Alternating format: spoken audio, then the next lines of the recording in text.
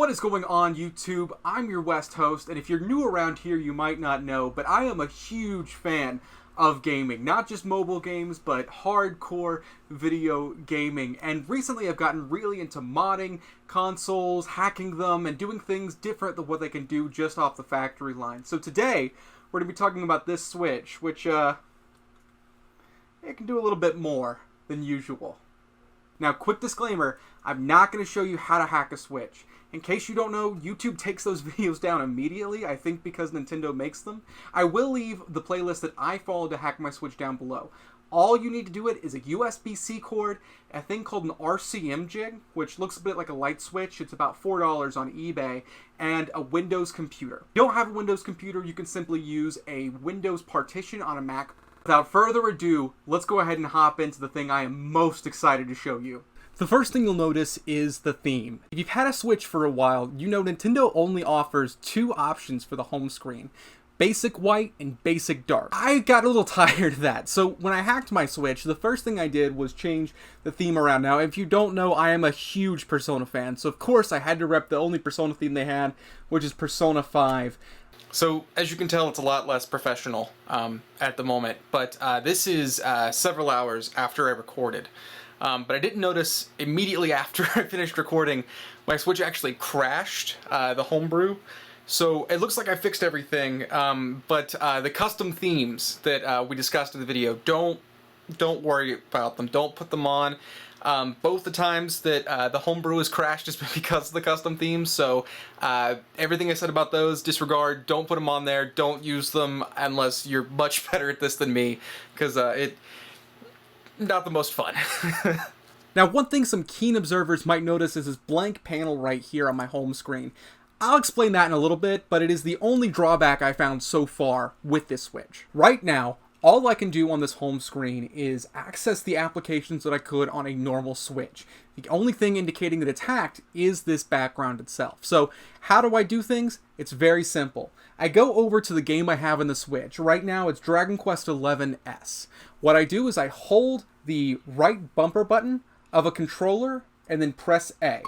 It loads up into me, and I press A again, and you'll notice it's going to launch up the game and then boot up the menu. So this is the homebrew menu. This is where everything you need to access for emulation, for all the different kind of tips and tricks, and all through here. The coolest thing about hacking the Switch is emulation. So after I got done with my themes, the next thing I did was install RetroArch. Now, if you don't know, RetroArch is kind of a bundle of a series of emulators that you can download and use. So all you do, once you launch it right here, is you go into Load Core and you choose the system you want to operate. I'll kind of show off a couple different ones just in the background, but the biggest thing to focus on is all the ones I have here.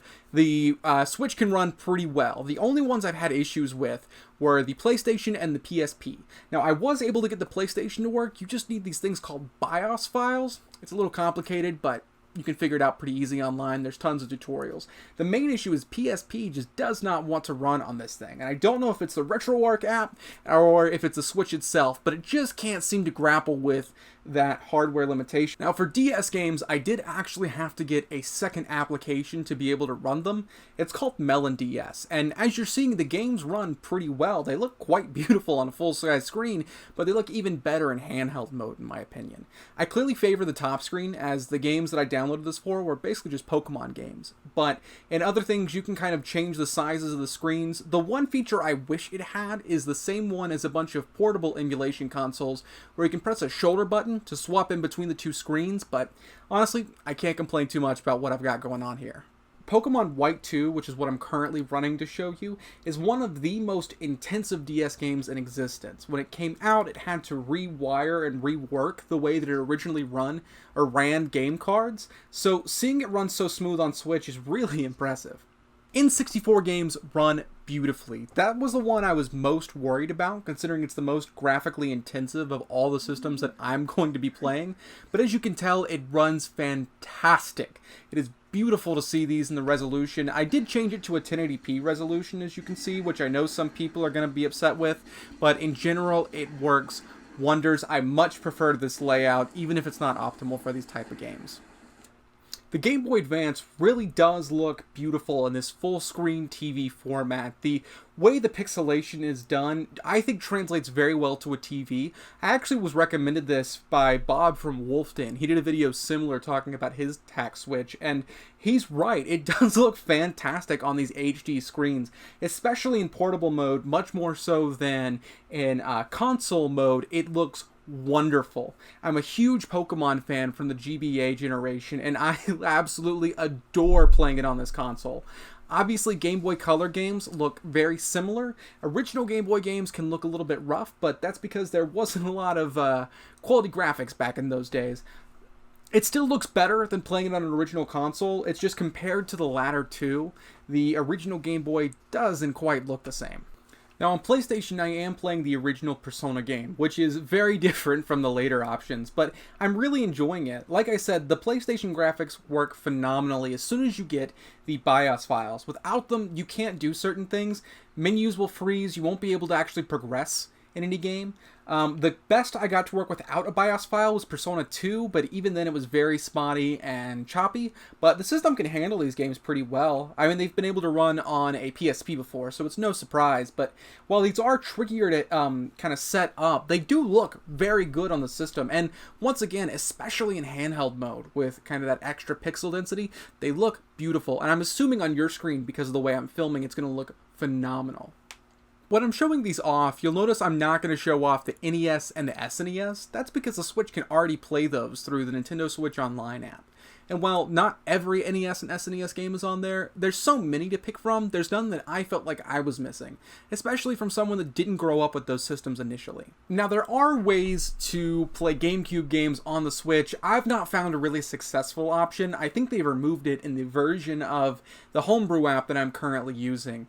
You 100% can if you can find an older one out there. It just doesn't run very well and a lot of times can crash the application, which is a big problem. There is one feature I have not been able to work well, and going back to this blank app on the home screen, through a game card downloader app on the Switch, as well as an installer, you can actually download the games from your game card onto your Switch. Meaning, while I have Dragon Quest XI inserted in my Switch right now, there is a way for me to actually download that onto the SD card of my Switch so I could play it at any time, even if I didn't have the game card with me.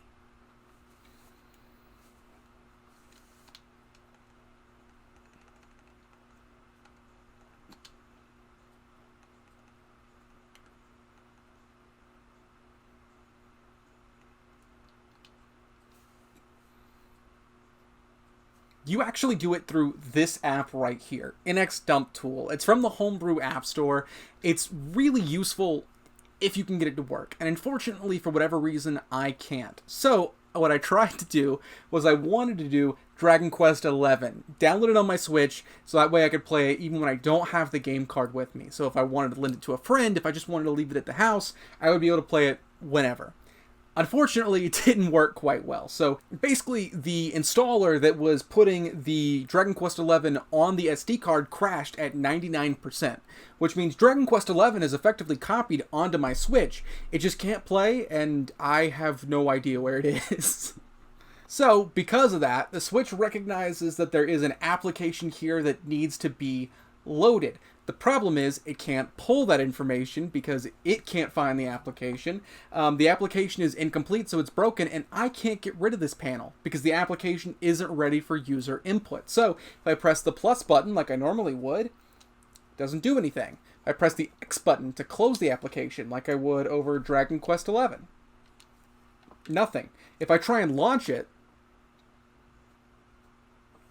an error occurs.